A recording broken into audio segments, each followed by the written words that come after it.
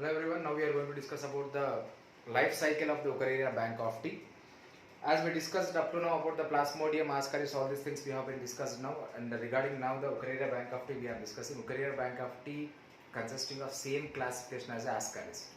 Phylum Nematoda, class Phasmida, right? That means it is also consisting of what pseudocoelom, but here particularly Eukarya bank of tea is digenic parasite.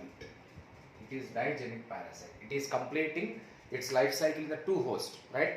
For the Eukarya bank of tea, primary host is human being. Eukarya bank of tea is completing the sexual life cycle in the human being. Hence, we are calling human being as a primary host for the Eukarya bank of tea. And secondary host is a female Culex mosquito. It is completing its asexual life cycle in the female Culex mosquito. Hence, we are calling the secondary host, completely opposite to the Plasmodium, right? Now, here, if you see the structure of the Eukarya bank of tea, particularly here, same as Ascaris here. Male is consisting of curved part, curved tail. Female is consisting of straight tail, white colored, long bodied structures here. Right? They also consisting of a male consisting of penis, spicules, and then all these things here. And female and male consisting of male genital pores in the male and female genital pores in the female. And mouth and excretory pore towards the anterior. Right? All these things are common here. Right? Now, in the Eukarya bank of tea, how the life cycle takes place. If you are seeing the life cycle particularly, what is happening here? Here particularly what is happening here, in the human being, in the lymph vessels of the human being, what is happening? The male and female worms will copulate. That means they fuse. When the male and female worms are copulating, they are fusing. What is happening actually? The female Eukarya bank of tea will release the sheathed microfilaria larva. This sheathed microfilaria larva, right? And this sheathed microfilaria larva, which we are actually, the size, it is actually 0.2 to 0.3 micrometers size here, right? Now, the sheathed microfilaria larva, which is formed in the lymph vessels of the human being, what is happening here? It is always exhibiting the nocturnal periodicity. Very, very important. Nocturnal periodicity, it means what actually? It is a time between 10 p.m. to 4 a.m. 10 p.m. to 4 a.m. Right? That means night 10 to morning 4. What is happening here? This sheathed microfilaria larva, which is actually present in the inner side of the lymph vessels here, it comes to the upper side circulation, right? Between which time? Between 10 p.m. to 4 a.m. That phenomena we are calling as what? Nocturnal periodicity. Why it is coming to upper circulatory flow now? Because whenever the female Culex mosquito bites this human being, which it is consisting of a sheathed microfilaria larva, what is happening here actually?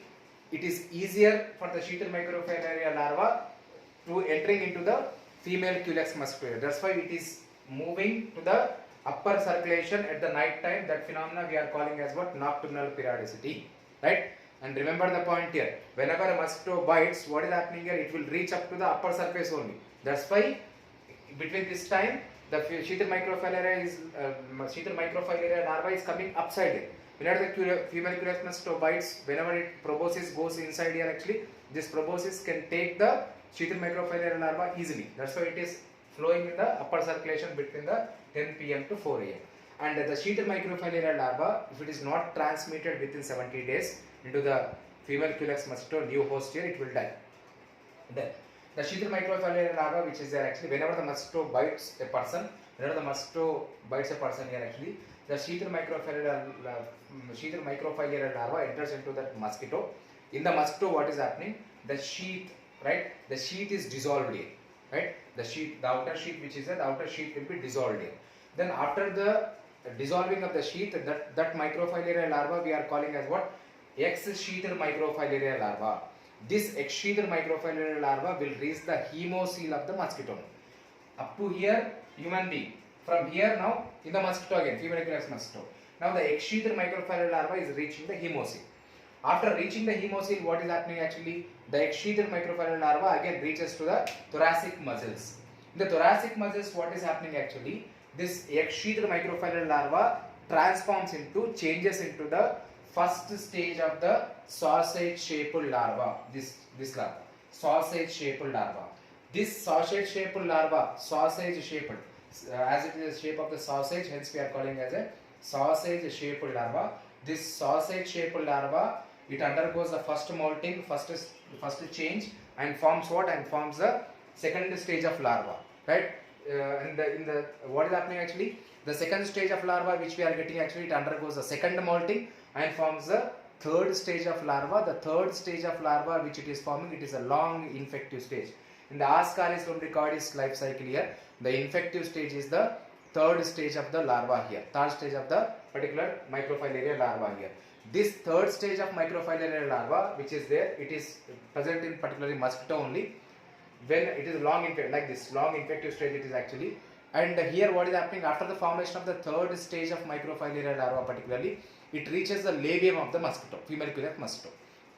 When it is reaching the labium of the female Culex mosquito, whenever this female Culex mosquito bites the healthy person again, what will happen? From the mosquito, this larva, right, this third stage of the larva enters into the human being again, new human being. In the human being again, what is happening actually, it is entering into the lymph vessels again, right?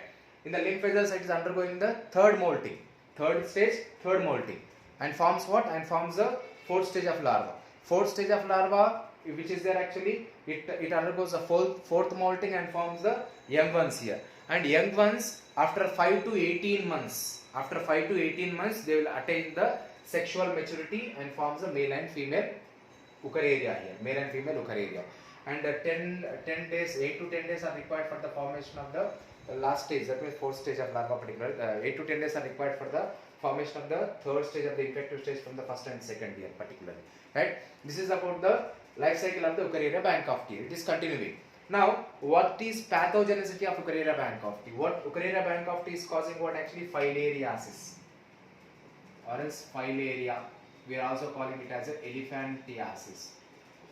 Filaria, right, or elephantiasis. Why we are calling it as elephantiasis? Because actually leg is swelling like a elephant leg. That's why we are calling as elephantiasis. That means by the accumulation of the particular this microfilaria larvas, sheathed microfilaria larvas in the lymph vessels here, the leg is becoming as a elephant leg, large one. That's why we are calling as what? Elephantiasis we are calling. The symptoms of the microfilaria condition or filaria disease mainly consisting of what? Fever, headache, dizziness, and then mental weakness will be the symptoms here. Apart from this thing actually, lymphogingitis we had, lymphogingitis and lymphadenitis and lymphoedema. Three are there actually. Whenever the microfilaria larvas which are there, dead microfilaria larvas, when they are jammed in the particular lymph circulation, what is happening actually? The swelling of the lymph vessels takes place. The swelling of the lymph vessels we are calling as what? Lymphogingitis. The same thing, the swelling of the lymph glands we are calling as what? Lymphadenitis here, right? The microfilaria larvas which are dead here, they will form, they will form the accumulation inside the circulation of the lymph here. They will stop the circulation of the lymph here. And here what is happening, when they stop the circulation of the lymph, particularly that part will be swollen, right? That leads to what? That leads to the stoppage of the circulation of the lymph here. That condition we are calling as what? Lymphoedema. Completely swelling of that part by stopping the circulation here, right?